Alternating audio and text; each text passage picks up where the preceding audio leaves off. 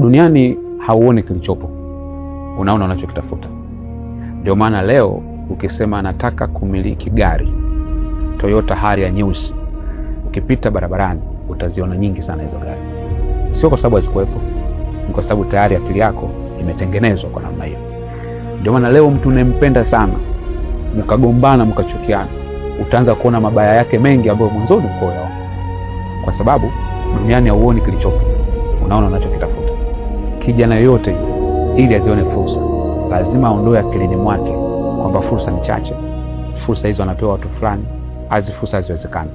Ukiweka hivyo, ubongo wako unakutengenezea kiwingu na giza, hautaziona fursa hata kama zipo karibu yako.